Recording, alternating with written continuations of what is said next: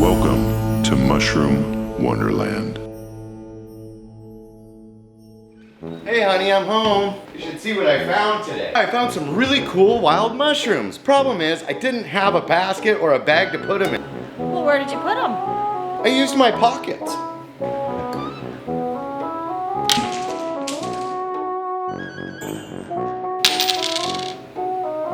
Dinner.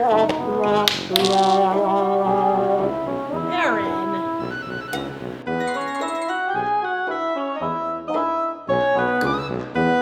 Today on Mushroom Wonderland, we're going to be talking about what types of containers you can use to collect your mushrooms in. People highly discourage using a plastic bag because it doesn't breathe. Mushroom fruiting bodies are full of water and they turn to the first part of their name, mush, if they're in a plastic bag for too long. Now I've picked them in a plastic bag in a pinch and you can get away with it, but I wouldn't recommend it. Another thing you could collect your mushrooms in would be a hat. You can just take off your hat and you can stuff this chock full of mushrooms. This can make your hat smell like mushrooms, and again, they can get jostled around, but it's actually pretty breathable and it's kind of like a basket in a way. Depending on the size of mushrooms, how many mushrooms can you fit in a hat? If you're out picking Psilocybe stuentzii, for example, you can fit a whole lot of those in this hat. If you're picking Russula brevipees, you might fit a half of one in this hat. So very much in a pinch, you could use a hat to collect mushrooms in. Again, highly not suggested, but it can work if you need it to. Pockets. Everybody's got pockets. They come in all shapes and sizes. You can stuff mushrooms into your pockets in a pinch. The problem with this is that your pockets are going to get disgusting and wet, and your mushrooms are going to get smashed and destroyed. So not a good option. Putting your mushrooms in your pockets, terrible idea. Don't do that. Honey, there's mushrooms in the dryer again. You must have been picking mushrooms and putting them in your pockets. Sorry, I put them in my pockets when I find them because I don't know what else to put them in. So if I can't use my pockets, what should I collect them in? Maybe we can explore that and find something better than your pockets so they don't end up in the dryer. Another thing you can use to collect your mushrooms in is a bucket. A lot of people use a bucket, which is a pretty good thing. It's not going to smash your mushrooms. But one of the problems with a bucket is that it's big and it's clunky and it's hard to conceal. People are going to wonder what's in your bucket. They're most likely going to know that you're out mushroom picking. If it's been raining, you can get some water in your bucket, which will definitely turn your mushrooms into mushrooms. Another option are these net bags. These bags often are just laundry bags that you might use when you're coming home from the college campus and you gotta do laundry at mom and dad's house. One advantage of picking with a net bag or a mesh bag is that it's got holes in it, and some people seem to believe that spores can fall out of these holes and sprinkle across the forest floor as you're walking.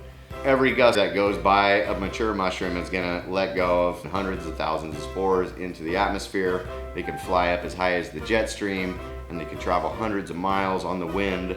So your attempt to spread spores by using a net bag, I appreciate it, but I don't know if it's really that effective. So one method people use is a basket to collect their mushrooms in. This way they don't get smashed and squished. But one thing it does do is it draws a lot of attention to yourself. If you're in a public place with one of these baskets, everybody's gonna wanna know what's in your basket, and it's gonna give away your secret mushroom spot. So this is why I don't prefer using a basket to collect mushrooms.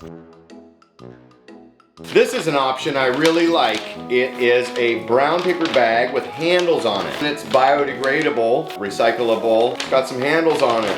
That's really cool. These are free. Whenever you go grocery shopping, get a brown paper bag. They fold up. You can stuff them in your bottom of your Tupperware cupboard, and they fold away really nice. Also, you can fold it up, fold this. They fold up, fold this up, stuff it into your pocket, and nobody knows what you're up to.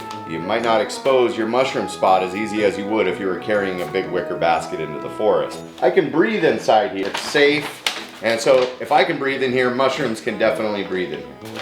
It's easy to discard, it's easy to carry. Another cool thing about the paper bag is you can put it on your head to scare off animals. Get out of here. Fold this up and you can stuff it. Today we've looked at several different kinds of containers to collect your mushrooms in, going from the hat to pockets to the ever terrible plastic bag to a bucket that works pretty good, to the mesh bag, which works pretty good, to the paper bag, which works pretty good, to the basket, which works pretty good.